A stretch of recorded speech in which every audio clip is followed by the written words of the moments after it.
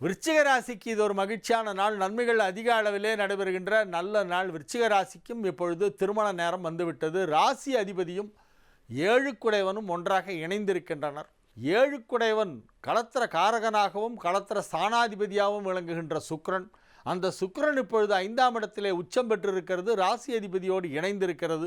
இத்தகைய கிரக அமைப்பு காரணமாக இப்பொழுது வெகு விரைவாக திருமணம் நடந்தேறும். திருமணம் நிச்சயிக்கப்பட்டு 1 மாத காலத்திற்குள் திருமணமே நடந்து முடிந்துவிடும். நன்மைகள் அதிக அளவிலே நடைபெறக்கூடிய ஒரு நல்ல நாள். தொழில் வளர்ச்சி சிறப்பாக இருக்கும். பொருளாதார நிலையிலே நல்ல முன்னேற்றம் ஏற்படும். தனஸ்தானத்திலே இருக்கும் புதன் இன்று மாலை நகர்ந்து 3ஆம் இடமான மகரத்திற்கு செல்கிறது. 8குடையவன் 3க்கு செல்வதால் நன்மை. அதிக அளவிலே நன்மைகள் நடைபெறக்கூடிய ஒரு நல்ல நாளாக விருச்சிக ராசிக்கு இன்றைய தினம் வழங்குகிறது. ராசிக்கு 4ஆம் இடத்திலே கேதுவோடு இணைந்திருக்கும் சந்திரனை குரு பார்த்து கொண்டிருப்பதால் நன்மைகள் தான் நடக்கும். ராசி அதிபதி வலுவாக 5ஆம் இடத்திலே குருவின் வீட்டிலே அமர்ந்து உச்சம் பெற்ற சுக்கிரனோடு தொடர்பு கொண்டிருப்பதால் இது ஒரு மிக அற்புதமான நாள். அதிக நன்மைகள் நடைபெறுகின்ற நல்ல நாளாக விளங்கும். அசையா சொத்து வாங்குவது, விற்பனை செய்வது போன்றவற்றால் இப்பொழுது நன்மைகள் அதிக அளவிலே நடைபெறும். கடன் தொல்லை இருந்தால் முழுமையாக அதை விட்டு வெளியே வந்து விடுவீர்கள். கடனெல்லாம் ஃபுல்லாக செட்டில்மெண்ட் பண்ணிவிடுவீங்க. நீங்கள் பாக்கின்னு யாரும் சொல்லக்கூடாது. மிகச்சிறப்பான ஒரு பொருளாதார வளர்ச்சி ஏற்படக்கூடிய ஒரு நல்ல நாளாக இந்த நாள் விளங்கும். தனுசு ராசிக்கு இது ஒரு மிக மிக அற்புதமான நன்மைகள் நடைபெறுகின்ற நல்ல நாளாக விளங்குகிறது. அஷ்டமாதிபதி சந்திரன் 3ஆம் இடமான கும்பத்தில் சென்று அங்கே கேதுவோடு சங்கமித்து குருவால் பார்க்கப்படுகின்ற ஒரு அற்புதமான கிரக அமைப்பு ஏற்பட்டிருப்பதால் இது நல்ல நாள்.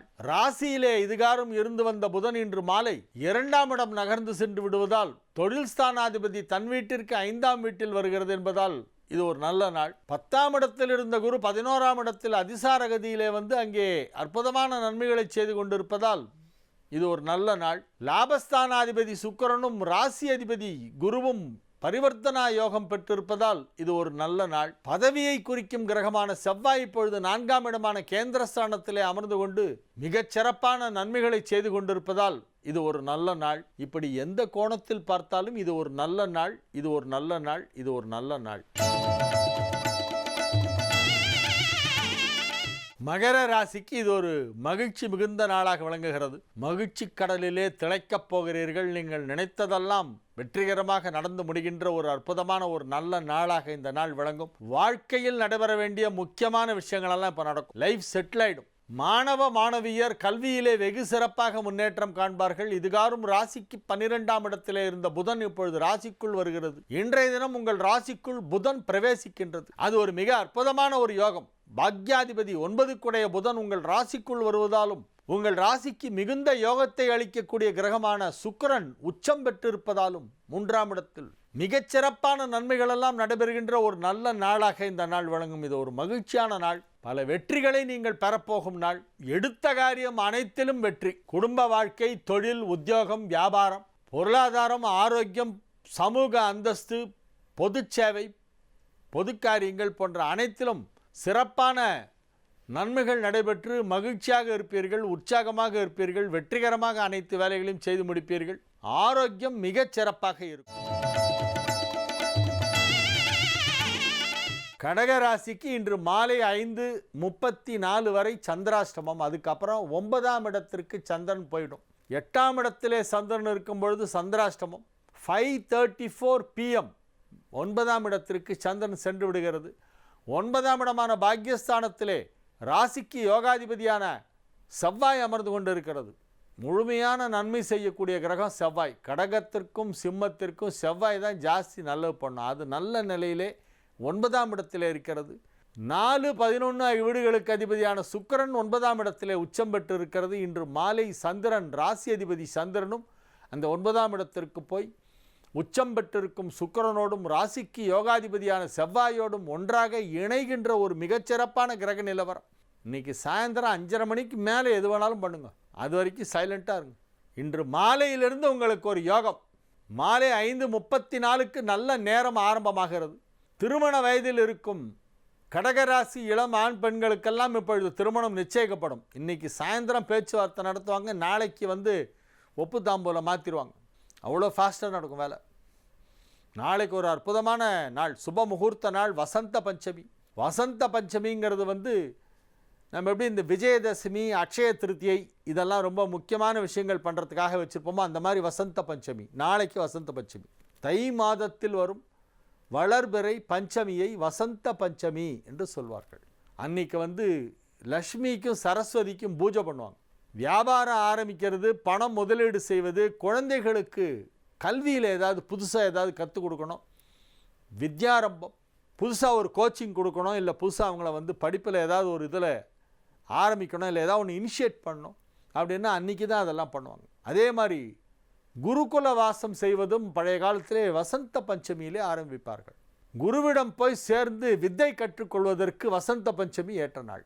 குருவை தேடி சிஷ்யர்களெல்லாம் சென்று தங்களுடைய அறிவை வளர்த்து கொள்வதற்காக பாடசாலையிலே சேர்ந்து வித்தைகளை கற்றுக்கொள்ளும் நாள் வசந்த பஞ்சமி. அதனால் நாளைய தினம் எஜுகேஷன் ஸ்டார்ட் பண்ணுறது, இல்லை புதுசாக ஏதாவது கோர்ஸில் ஜாயின் பண்ணுறது, பிஸ்னஸ் ஸ்டார்ட் பண்ணுறது, இன்வெஸ்ட்மெண்ட்ஸ் ஆரம்பிக்கிறது, பேங்க் அக்கௌண்ட் ஆரம்பிக்கிறது, மணி டிரான்சாக்ஷன் பண்ணுறது, இது எல்லாத்துக்குமே நாளைக்கு ரொம்ப நல்ல நாள். நாளைய தினம் வசந்த பஞ்சமி, சுப முகூர்த்த நாள்.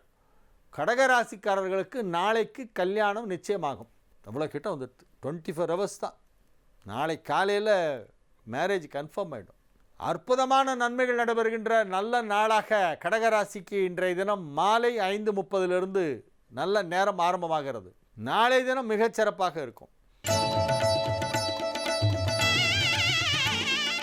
சிம்ம ராசிக்கு இன்று மாலை 5:34 வரையிலே சந்திரன் ராசிக்கு 7ஆம் இடத்தில் இருக்கிறது.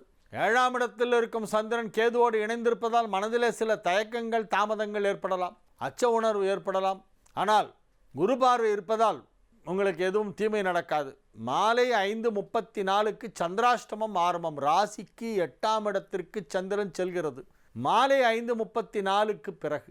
ஆகவே இது ஒரு சந்திராஷ்டம நாள் மாலை நேரத்திலே துவங்குகிறது. அதற்கு முந்தைய நேரமும் அந்த சந்திரன் கேது சேர்க்கை 7ஆம் இடத்தில் இருப்பது மிகப்பெரிய ஒரு நன்மையை செய்யாது. எனவே அமைதியாக இருங்கள். உங்களது கடமைகளை தவறாமல் செய்து வாருங்கள். கடமைகள் நடைபெறும். செய்ய வேண்டிய பணிகளை சிறப்பாக செய்வீர்கள். கன்னி ராசிக்கு இது ஒரு மகிழ்ச்சியான நாள். ராசிக்கு 6ஆம் இடத்திலும் 7ஆம் இடத்திலும் சந்திரன் இருக்கக்கூடிய ஒரு மிகச் சிறப்பான ஒரு நல்ல நாளாக இந்த நாள் விளங்குகிறது. ராசி அதிபதி புதன் 5ஆம் இடம் சென்று அங்கே சூரியனோடு இணைந்து புதாதித்ய யோகம் பெறுகிறது. புதாதித்ய யோகம் 5ஆம் இடமான திரிகோணஸ்தானத்திலே, பூர்வ புண்ணிய ஸ்தானத்திலே புதாதித்ய யோகம் ஏற்பட்டிருப்பது ஒரு மிகச்சிறப்பான ஒரு நன்மை. ராசிக்கு 7ஆம் இடத்திலே சுக்கிரன் உச்சம் பெற்றிருப்பதும் மிகச் சிறப்பான நன்மை. ஜனனகால ஜாதகத்தில் 7 சுக்கிரன் உச்சமாக கூடாது. ஜனனகால ஜாதகத்தில் கன்னியா லக்னமாக இருந்து 7ஆம் இடத்திலே சுக்கிரன் இருந்தால் திருமணம் பாதிக்கும். களத்திரகாரகன் களத்திர ஸ்தானத்தில் உச்சம் பெற்றால் காரகோ பாவனாஸ்தி, காரகன் பாவத்தை அழித்து விடுவானாம். நிறைய ஜாதகம் பார்த்துருக்கேன். கன்னியா லக்னம் 7 சுக்கிரன் உச்சம், சுக்கிரன் சந்திரன், சுக்கிரன் செவ்வாய், அவங்களுடைய மேரேஜ் எல்லாம் ஏன் கட்டாச்சுன்னு அவங்களுக்கே தெரியாது. அது மாதிரி ஒரு மிஸ்டீரியஸாக எதாவது நடந்துடும். மேரேஜ் பிரேக் ஆகும் 7 சுக்கிரன் உச்சமானா. நிறைய பேருக்கு அந்த மாதிரி ஆயிருக்கு. அப்படி ஆகாமல் இருக்கணும்னா என்ன பண்ணணும்? இந்த ஆப்போசிட் பார்ட்டிக்கு 7 சுக்கிரன் நீச்சமாக இருக்கணும். ஒரு ஆணுக்கு கன்னியா லக்னம் 7 சுக்கிரன் உச்சம் என்றால் அவன் திருமணம் செய்து கொள்ளும் பெண்ணுக்கு மீன லக்னம் 7 சுக்கிரன் நீச்சம். இப்படி இருந்ததுன்னா பேலன்ஸ் ஆகிடும். யாருக்காவது 7 சுக்கிரன் உச்சமாக இருந்தால் அவருடைய ஸ்பவுஸுக்கும் 7 சுக்கிரன் இருக்கணும். ப்ரிஃபரபிளி அது நீச்சமாக இருக்கணும். இவருக்கு உச்சமாக இருந்தால் அவருக்கு நீச்சமாக இருக்கணும். ஆண் ஜாதகத்தில் எந்த கிரகம் உச்சமோ அது பெண் ஜாதகத்தில் நீச்சமாக இருக்க வேண்டும். ஆண் ஜாதகத்திலே குரு உச்சமாக இருந்தால் பெண் ஜாதகத்தில் குரு நீச்சமாக இருக்க வேண்டும். ஆண் ஜாதகத்திலே செவ்வாய் உச்சமாக இருந்தால் பெண் ஜாதகத்திலே செவ்வாய் நீச்சம். அந்த மாதிரி பண்ணணும்.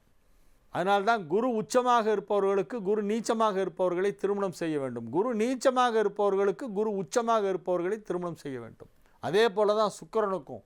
சுக்கிரன் உச்சமாக இருப்பவர்களுக்கு சுக்கிரன் நீச்சமாக இருப்பவர்களை திருமணம் செய்தால் பேலன்ஸ் ஆகிடும்.